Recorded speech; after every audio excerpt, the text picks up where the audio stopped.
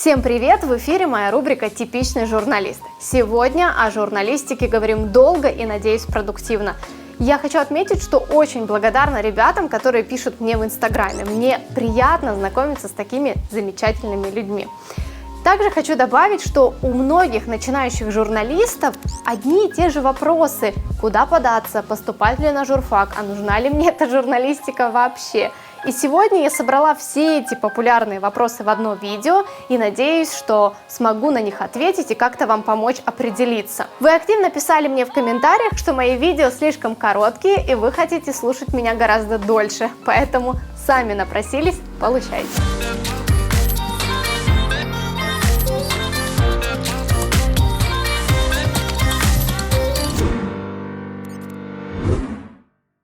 На первое место я поставила вопрос, а стоит ли мне вообще заниматься журналистикой? Конечно, нельзя вот так взять и сказать, тебе стоит заниматься журналистикой, а тебе нет. Конечно, есть какие-то черты характера или какие-то очевидные факты, которые повлияют на этот выбор, но в любом случае все очень индивидуально. Но есть одна аксиома – журналистика – это очень интересно. Для ребят, которые сомневаются и не уверены, что им нравится именно новостная журналистика, еще одна аксиома – журналистика очень разная. Вы можете быть спортивным журналистом, вы можете работать в развлекательной сфере, заниматься юмором и так далее, и так далее. В общем, вариантов очень много. Еще одна аксиома – журналистика точно не будет лишней, даже если вы захотите через несколько лет уйти из этой сферы. Но вы будете прекрасно говорить, уметь писать правильные, хорошие, лаконичные тексты, иметь хорошие связи, классную книгу контактов, ну да и в принципе научитесь нормально общаться с людьми. Я считаю, что такие качества нужны любому успешному человеку. Вопрос второй, который мне часто задают, стоит ли мне поступать на журфак. Безусловно, ребята, которые смотрят меня давно, знают, что у меня есть такие видео, есть видео о том, почему стоит поступать на журфак и почему не стоит. Не буду здесь долго объяснять и снова повторяться, захотите, посмотрите, ссылки я обещаю оставить в описании, но хочу вам сказать один момент. Отсутствие диплома журналиста еще никому не помешало стать журналистом. Подумайте об этом.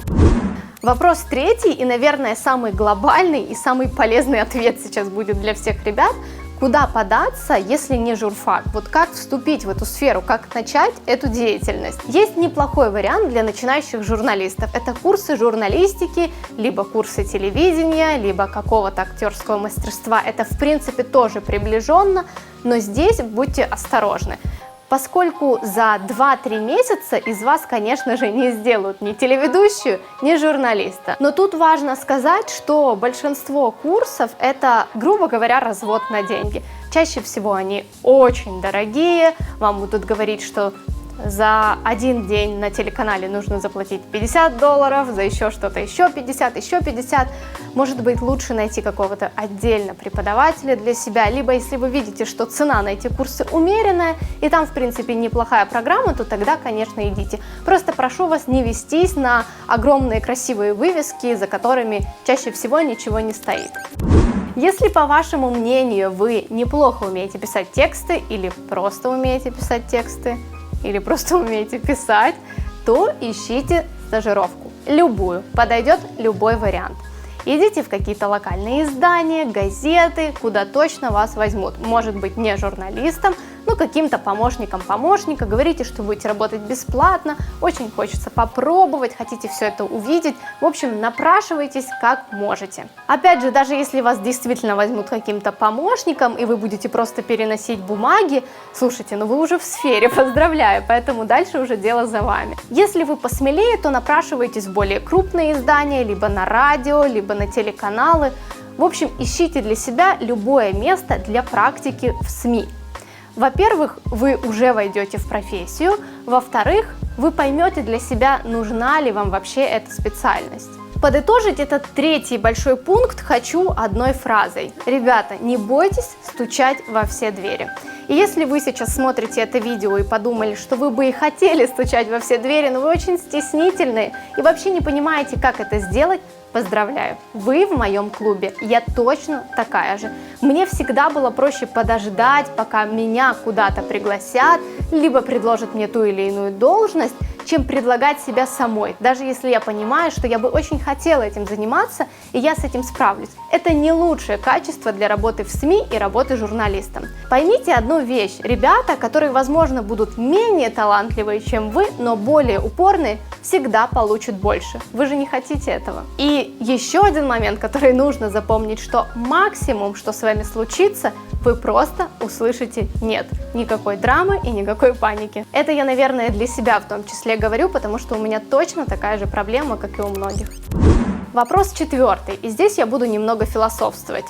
Где взять мотивацию и силы для работы, которая постоянно требует у вас вашей энергии, вашего творчества и вашей активности? Вы должны понимать, что мотивация у каждого своя, но если вам будет от этого чуть легче, я поделюсь, что же является мотивацией для меня. Конечно же, для меня это музыка, путешествия, архитектура, вкусные напитки, встреча с близкими. Но есть момент, который я поставила бы на первое место в этом списке, это интервью успешных и талантливых людей. Вот я настолько подпитываюсь от них, когда слушаю их мысли, их взгляды, и это действительно меня мотивирует работать и дает мне силы для такой непростой эмоциональной работы. Вопрос 5. Безопасно ли работать журналистом? И тут, конечно, нужно разъяснить много моментов. Наверное, в первую очередь не для ребят, которые хотят быть журналистами, потому что знаю по себе, безопасность или отсутствие безопасности вообще не аргумент, когда вы хотите стать журналистом. Если вы уже приняли для себя это решение, вы к этому идете. Чаще всего об этом беспокоятся наши родители, которые говорят: ну слушай, журналистика это не очень безопасно, может быть выберешь другую профессию. Так вот, для родителей таких ребят, либо для тех, кто действительно не понимает, насколько безопасно в этой сфере, хочу добавить и напомнить, что журналистика, опять же, бывает разной. Если вы будете работать в глянце, то вряд ли вас поджидает какая-то опасность. Если вы будете вести студийные эфиры, тоже не факт. Другое дело, если вы будете работать в поле, как говорят журналисты, то есть новостной журналист, который активно выезжает на разные съемки. Вот тут, конечно, да, здесь может быть небезопасно. Но есть несколько моментов. Хороший редактор никогда не отправит вас на опасную съемку, если не будет уверен в том, что вы согласны на нее, и если не будет уверен в том, что вы готовы к ней. Как минимум, им потом разруливать проблемы с вами. Так что да, опасность возможна, но драматизировать тоже не стоит. Момент 6, и он тоже немного о философии. Может ли в моей стране быть свободная журналистика? И здесь хочу рассказать, кто же смотрит мой YouTube-канал, вам будет, наверное, интересно. Я посмотрела аналитику. Основная моя аудитория – это ребята от 18 до 24 лет. По странам это Украина, Россия и Казахстан. Дорогие мои подписчики из этих стран, я думаю, что вы прекрасно понимаете ситуацию со свободой слова в своей стране. Если трезво оценивать свободу слова в наших странах, то в Украине, например, конечно, все не идеально с этим, но немного лучше, чем в России и в Казахстане. Также обстоят дела и с честностью журналистов. Здесь я хотела привести вам в пример вот такие неоднозначные, как для меня, материалы некоторых СМИ, примеры подмены понятий в этих сюжетах или откровенного вранья. Хотела напомнить о задержаниях журналистов, о незаконных задержаниях журналистов. Но потом решила, что вы наверняка об этом сами знаете. Поэтому вместо того, чтобы вас расстраивать, я хочу вас немного мотивировать и объяснить вам, почему именно вы, талантливые, активные, должны идти в журналистику.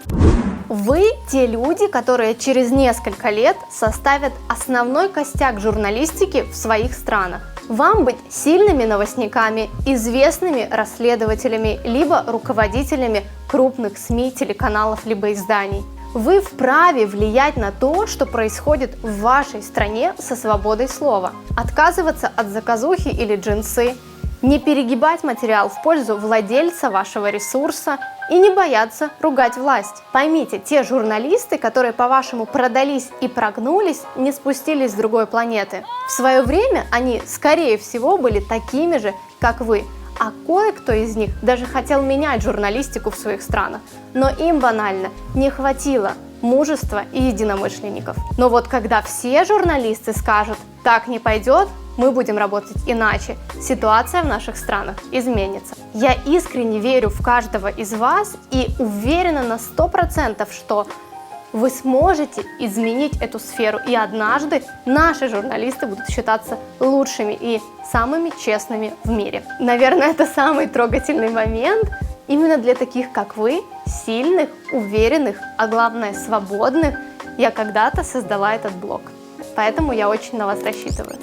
Продолжаем философию, продолжаем революцию. Итак, 7-й вопрос. А если мне не интересна политика?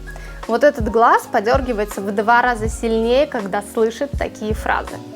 Ребята, поймите, пожалуйста, раз и навсегда, нет какой-то отдельной сферы, которая никого не касается, как политика. На нее нельзя просто взять и закрыть глаза. Политика во всем, что нас окружает. Политика есть в цене на ваш любимый латте и в отсутствиях на полках любимого сыра. Политика есть в дорогах, по которым вы ездите. Политика есть в ваших велодорожках, которые, скорее всего, как и в моем городе, отсутствуют. Это ужасная экология, это вещи, которые вы носите, это музыка, которую вы слушаете или не слушаете, потому что ее блокируют. Политика – это законы, которые влияют на нашу жизнь. Политика – это и есть наша жизнь. Перестаньте вестись на стереотипы, на которые велись наши родители и люди еще старше, о том, что политика – грязное дело, не надо туда лезть и вообще нечего этим интересоваться.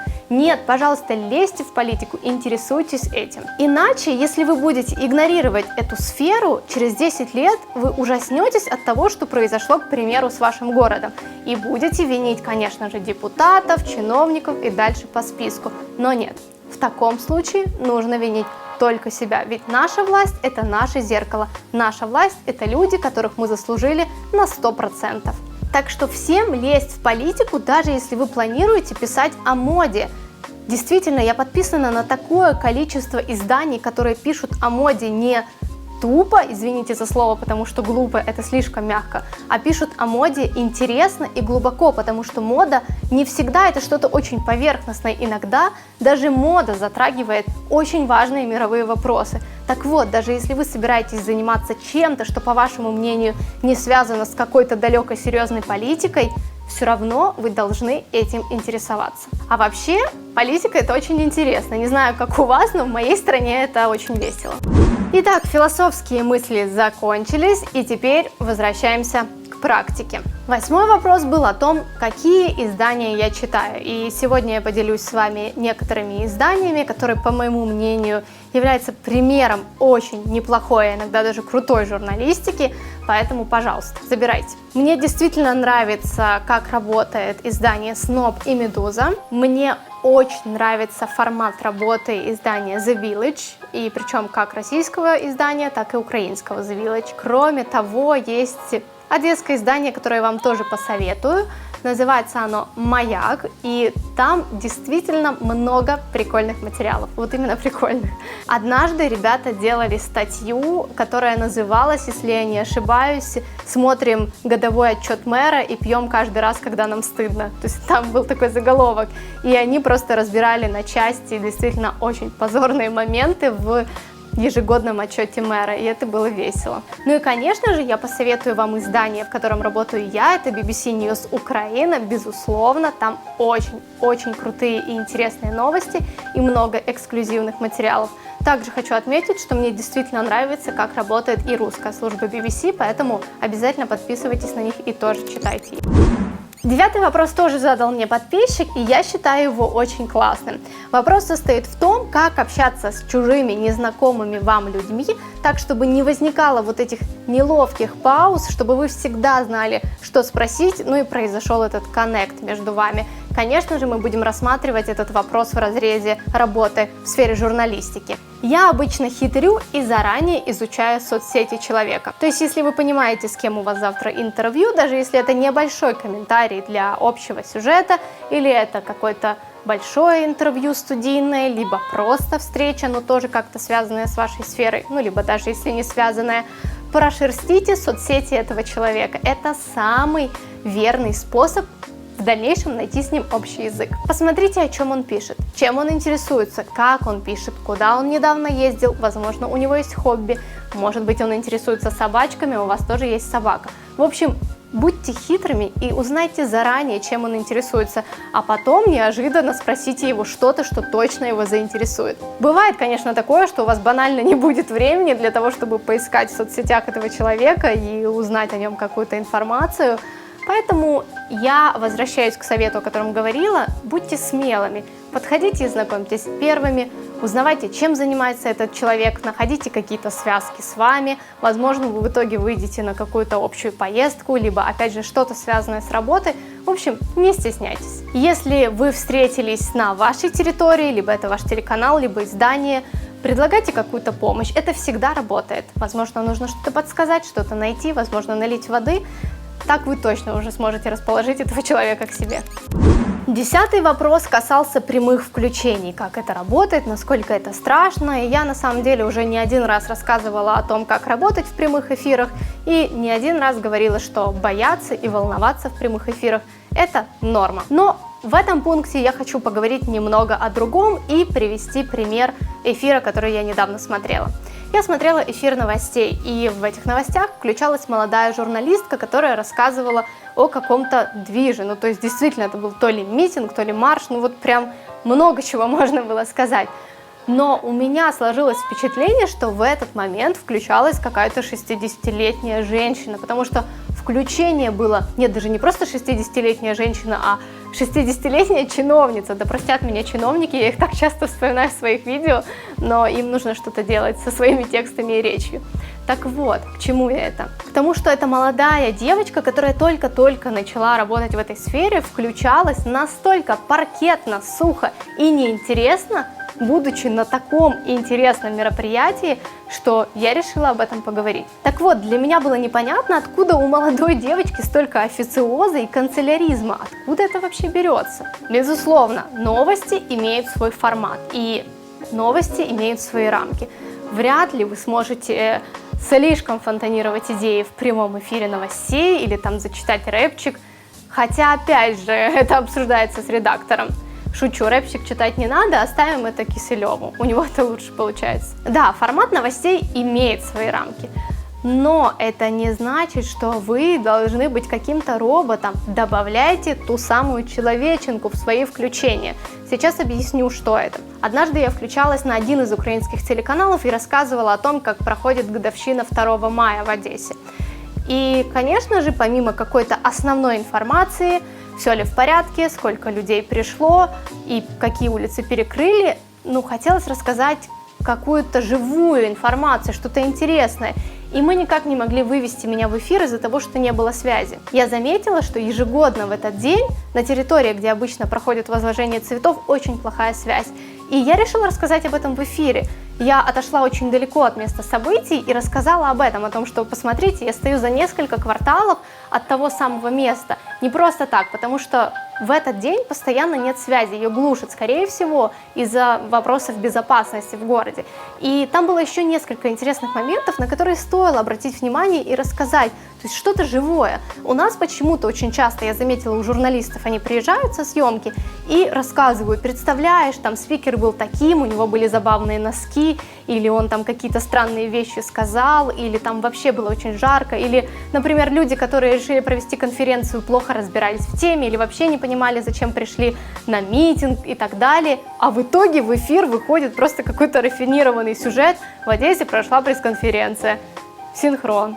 То есть, не знаю, мне кажется, что если вы уже попали на это включение, позвольте себе действительно рассказать, что там происходит.